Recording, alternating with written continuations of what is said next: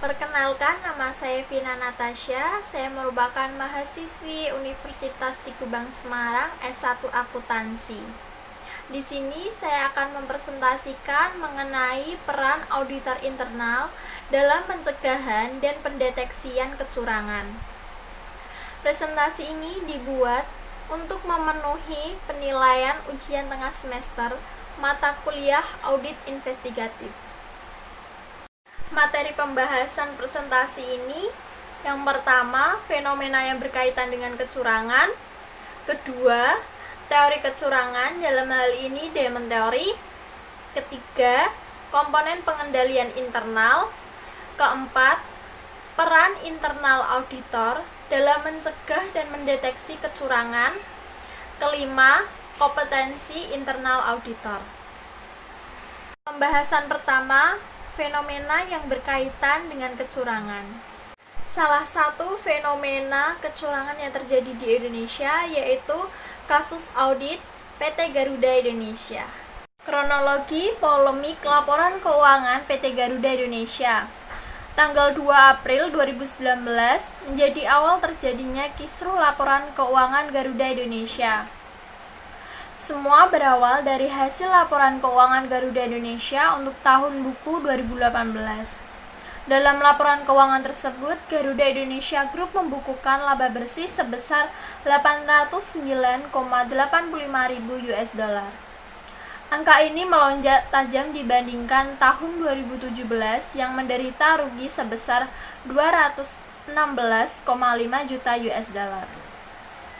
Namun, laporan keuangan tersebut menimbulkan polemik lantaran dua komisaris Garuda Indonesia menganggap laporan keuangan tahun 2018 tersebut tidak sesuai dengan PSAK. Pasalnya, Garuda Indonesia memasukkan keuntungan dari PT Mahata Aero Teknologi yang memiliki utang kepada maskapai berpelat merah tersebut. PT Mahata Aero Teknologi sendiri memiliki utang terkait pemasangan WiFi yang belum dibayarkan. Tanggal 30 April 2019, BEI memanggil direksi Garuda Indonesia. Bursa Efek Indonesia atau BEI memanggil jajaran direksi Garuda Indonesia terkait kisruh laporan keuangan tersebut. Pertemuan juga dilakukan bersama auditor yang memeriksa keuangan Garuda Indonesia, yakni KAP Tanubrata Sutanto Fahmi Bambang dan rekan. Tanggal 2 Mei 2019, OJK meminta BEI untuk melakukan verifikasi laporan keuangan Garuda Indonesia. OJK meminta kepada BEI untuk melakukan verifikasi terhadap kebenaran atau perbedaan pendapat mengenai pengakuan pendapatan dalam laporan keuangan Garuda Indonesia tahun 2018. Selain OJK, masalah terkait laporan keuangan maskapai Garuda ini juga mengundang tanggapan dari Menteri Perhubungan. Tanggal 3 Mei 2019, penjelasan Garuda terkait kisruh laporan keuangannya.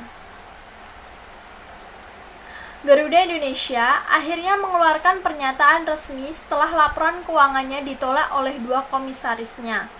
Maskapai berlogo burung Garuda ini mengaku tidak akan melakukan audit ulang terkait laporan keuangannya tahun 2018 yang dinilai tidak sesuai karena memasukkan keuntungan dari PT Mahata Aero Teknologi. 8 Mei 2019, Mahata Aero membuka segala persoalan mengenai kisruh laporan keuangan Garuda Indonesia. Kisruh laporan keuangan Garuda ini juga menyeret nama Mahata Aero Teknologi.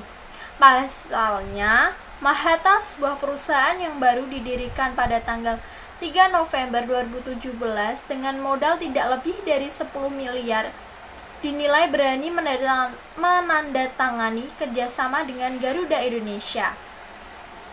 Dengan menandatangani kerjasama dengan Garuda, Mahata mencatatkan utang sebesar 239 juta US dollar dan oleh Garuda dicatatkan dalam laporan keuangan 2018 pada kolom pendapatan. Tanggal 21 Mei, DPR memanggil manajemen Garuda Indonesia. Sebulan kemudian Garuda Indonesia dipanggil oleh Komisi 6 Dewan Perwakilan Rakyat. Jajaran direksi ini dimintai keterangan oleh Komisi 6 DPR mengenai kisruh laporan keuangan tersebut. Kemudian pada tanggal 14 Juni 2019, Kemenku temukan dugaan laporan keuangan Garuda tak sesuai dengan standar. Kemenku telah menyelesaikan pemeriksaan terhadap KAP Tanubrata Sutanto Fahmi Bambang dan rekan terkait laporan keuangan tahun 2018 milik Garuda. KAP ini merupakan auditor untuk laporan keuangan emiten berkode saham GIIA yang menuai polemik. Sekretaris Jenderal Kementerian Keuangan Hedianto menyatakan berdasarkan hasil pertemuan dengan pihak KAP disimpulkan adanya dugaan audit yang tidak sesuai dengan standar akuntansi. Tanggal 18 Juni 2019, BI menunggu keputusan OJK. BI selaku otoritas pasar modal kala itu masih menunggu keputusan final dari OJK terkait sanksi yang akan diberikan kepada Garuda.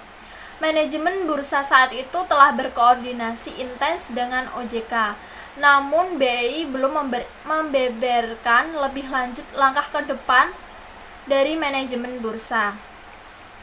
Tanggal 28 Juni 2019, akhirnya Garuda Indonesia dikenakan sanksi dari OJK, Kementerian Keuangan, dan BEI. Setelah perjalanan panjang, akhirnya Garuda Indonesia dikenakan sanksi dari berbagai pihak.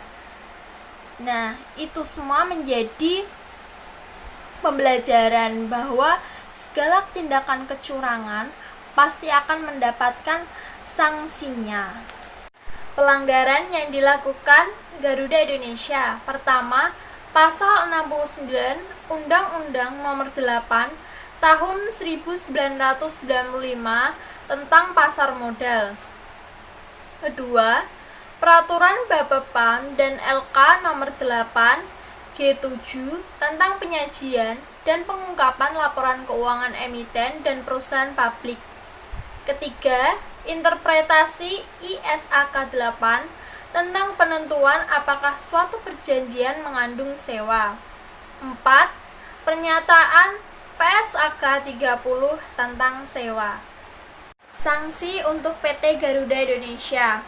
OJK memutuskan memberikan sejumlah sanksi, yaitu pertama, memberikan perintah tertulis kepada PT Garuda Indonesia untuk memperbaiki dan menyajikan kembali LKT PT Garuda Indonesia per 31 Desember 2018 serta melakukan paparan publik atas perbaikan dan penyajian kembali LKT per 31 Desember 2018 dimaksud paling lambat 14 hari setelah ditetapkannya surat sanksi atas pelanggaran pasal 69 Undang-Undang Nomor 8 Tahun 1995 tentang pasar modal, Peraturan Bapepam, dan LK Nomor 8.G.7 tentang penyajian dan pengungkapan laporan keuangan emiten dan perusahaan publik, interpretasi standar akuntansi keuangan 8 tentang penentuan apakah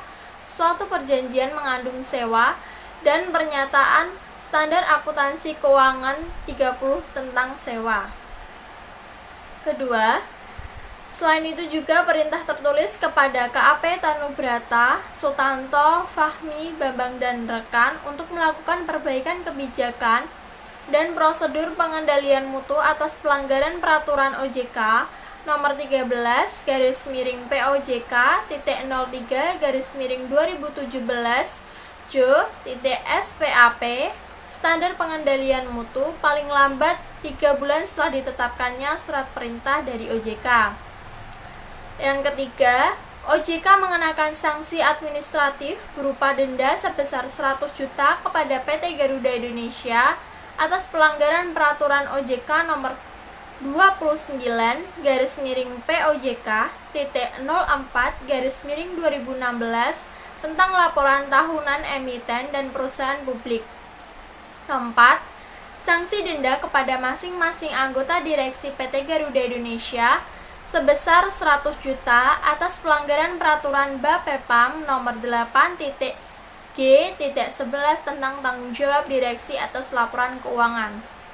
Kelima, Bursa Efek Indonesia resmi menjatuhkan sanksi kepada PT Garuda Indonesia atas kasus klaim laporan keuangan perseroan yang menuai polemik.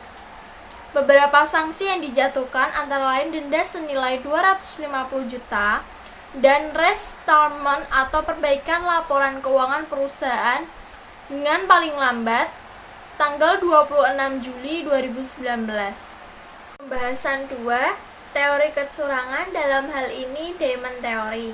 Diamond Theory merupakan pandangan baru tentang fraud yang dikemukakan oleh Wolff dan Hermansen tahun 2004.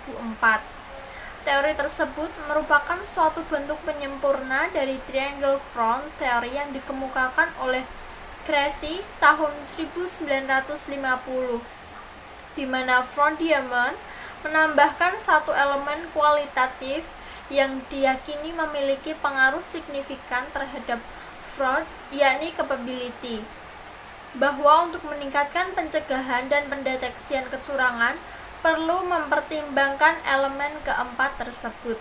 4 elemen Diamond Theory. Pertama, insentif. Insentif merupakan suatu dorongan yang timbul karena adanya tuntutan atau tekanan yang dihadapi oleh seseorang. Insentif dapat memicu terjadinya kecurangan seperti keserakahan yang mengakibatkan tekanan untuk memenuhi kebutuhan tersebut. Kedua, opportunity. Opportunity adalah suatu kesempatan yang timbul karena terdapat kelemahan pengendalian internal organisasi atau perusahaan dalam pencegahan dan pendeteksian kecurangan. Opportunity dapat terjadi karena adanya kekuasaan terhadap organisasi dan juga karena seseorang fraudster atau orang-orang yang melakukan kecurangan mengetahui kelemahan dari sistem-sistem yang ada. Yang ketiga, rationalization. Rationalization adalah kondisi di mana fraudster atau pelaku kecurangan mencari suatu pembenaran terhadap tindakan yang dilakukannya untuk memperoleh kekayaan dengan cara yang cepat. Keempat, capability merupakan sifat dan kemampuan pribadi seseorang yang mempunyai peranan besar yang memungkinkan melakukan suatu tindakan kecurangan. Pembahasan kelima, kompetensi internal auditor. 5 komponen pengendalian internal menurut Committee of Sponsoring Organization. Pertama, control environment atau lingkungan pengendalian. Lingkungan pengendalian mencakup standar, proses, dan struktur yang menjadi landasan terselenggaranya pengendalian internal di dalam organisasi secara menyeluruh.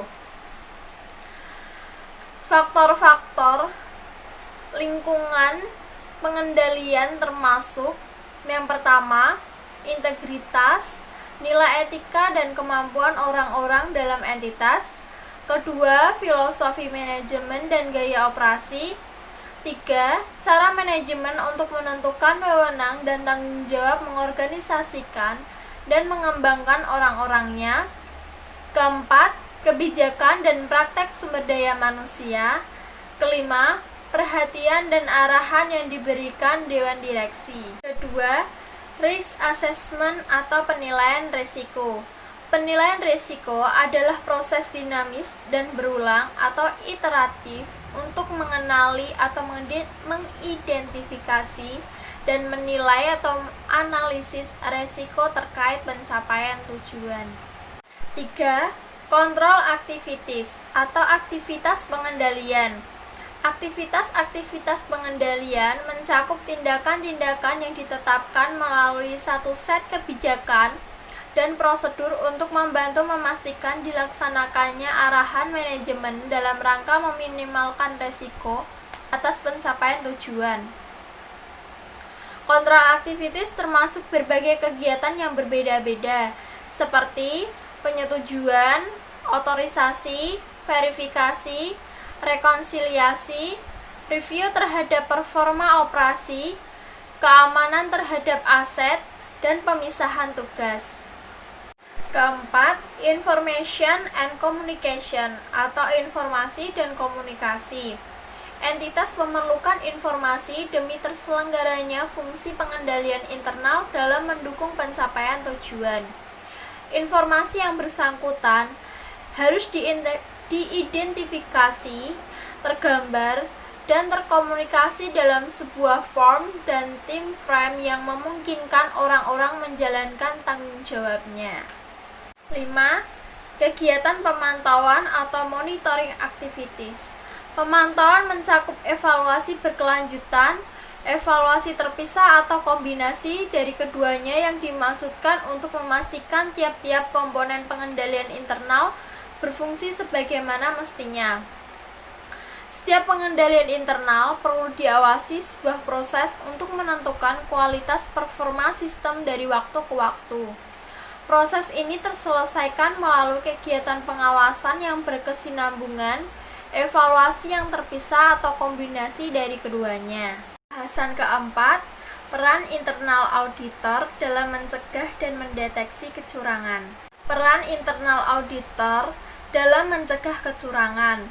Beberapa hal yang harus diperhatikan oleh manajemen agar fungsi internal audit bisa efektif membantu manajemen dalam melaksanakan tanggung jawabnya dengan memberikan analisa, penilaian, saran dan komentar mengenai kegiatan yang diperiksanya adalah: pertama, internal audit departemen harus mempunyai kedudukan independen dalam organisasi perusahaan. Dalam arti kata, ia tidak boleh terlibat kegiatan operasional perusahaan dan bertanggung jawab kepada atau melaporkan kegiatannya kepada top manajemen.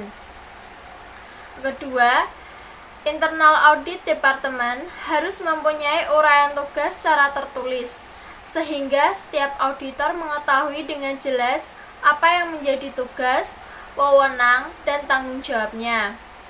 3. Internal audit harus mempunyai internal audit manual yang berguna untuk mencegah terjadinya penyimpangan dalam pelaksanaan tugas, menentukan standar yang berguna untuk mengukur dan meningkatkan performance, dan yang terakhir, memberikan keyakinan bahwa hasil akhir internal audit departemen sesuai dengan requirement dari internal audit director. Keempat, harus ada dukungan yang kuat dari top manajemen kepada internal audit departemen. Dukungan tersebut dapat berupa penempatan internal audit departemen dalam posisi yang independen. Kemudian, penempatan audit staff dengan gaji yang cukup menarik.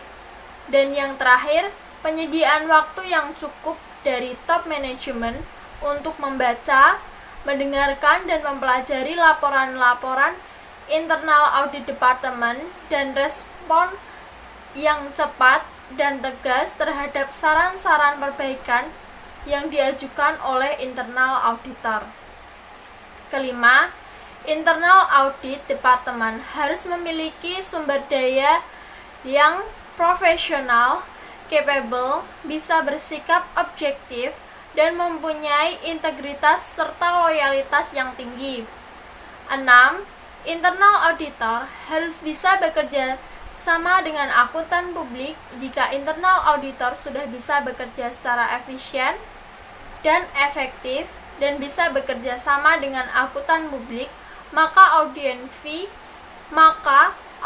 fee yang harus dibayar kepada KAP bisa ditekan menjadi lebih rendah karena hasil kerja internal auditor bisa mempercepat dan mempermudah penyelesaian pekerjaan KAP.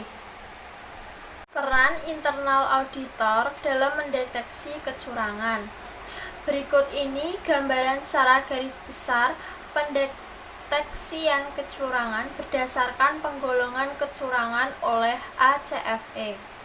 1. Kecurangan laporan keuangan atau financial statement fraud.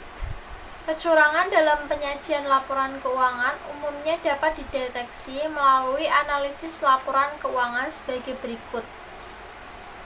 Pertama, analisis vertikal, yaitu teknik yang digunakan untuk menganalisis hubungan antara item-item dalam laporan laba rugi, neraca atau laporan arus kas dengan menggambarkan dalam persentase.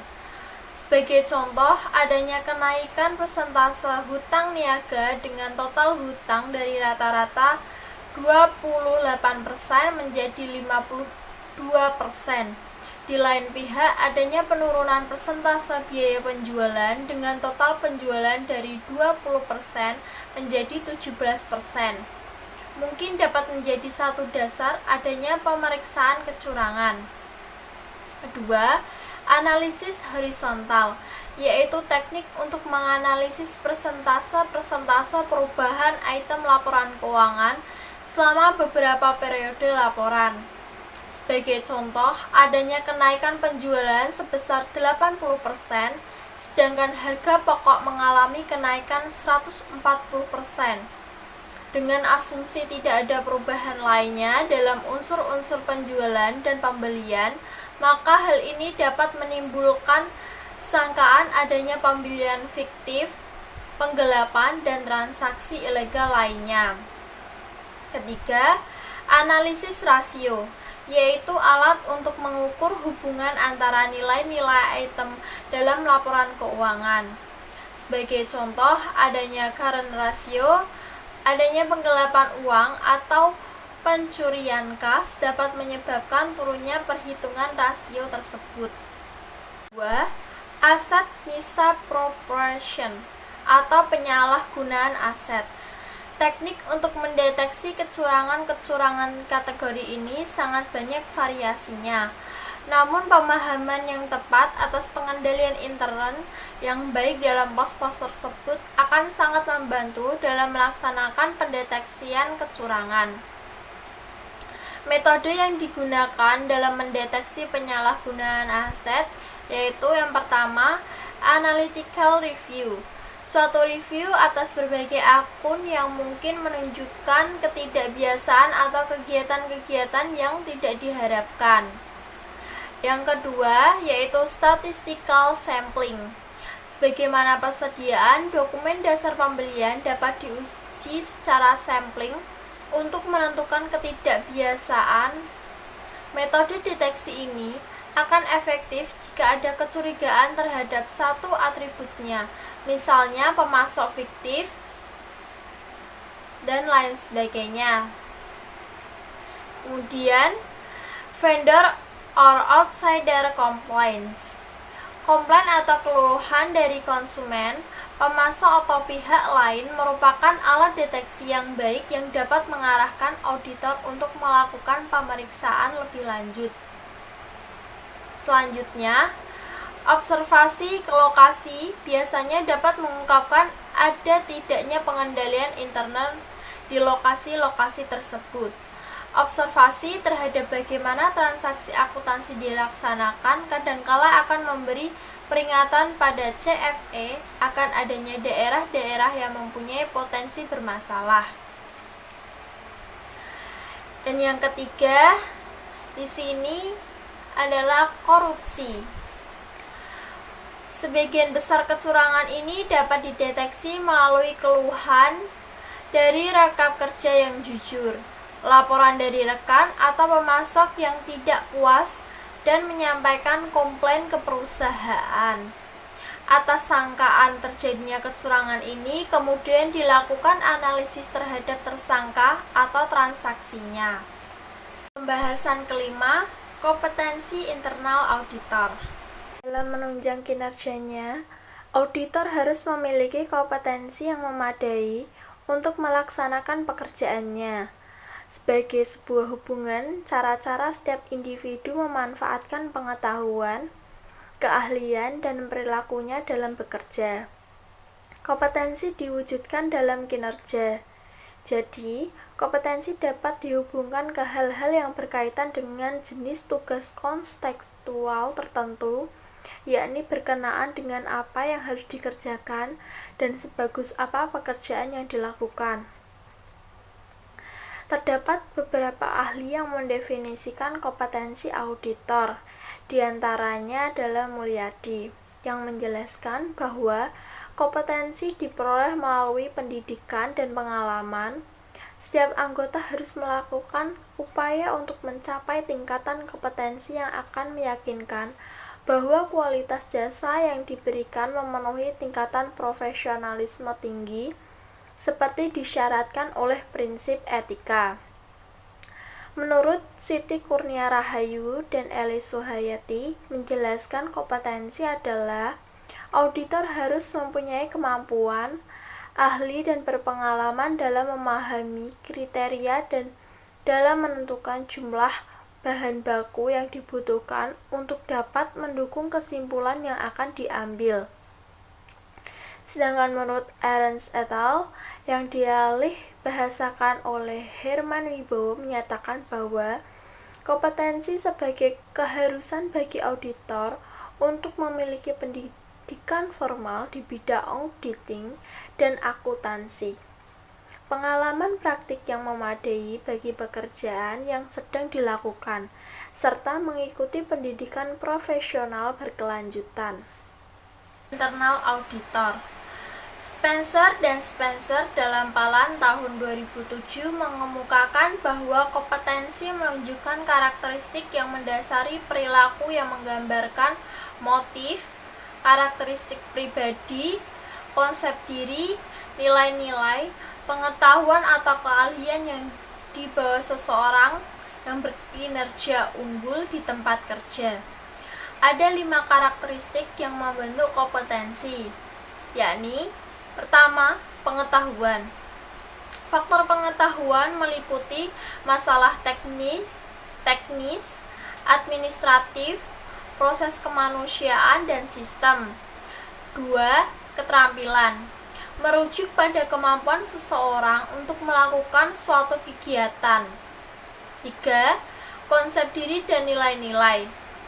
Merujuk pada sikap, nilai-nilai dan citra dari seseorang, seperti kepercayaan seseorang bahwa dia bisa berhasil dalam suatu situasi.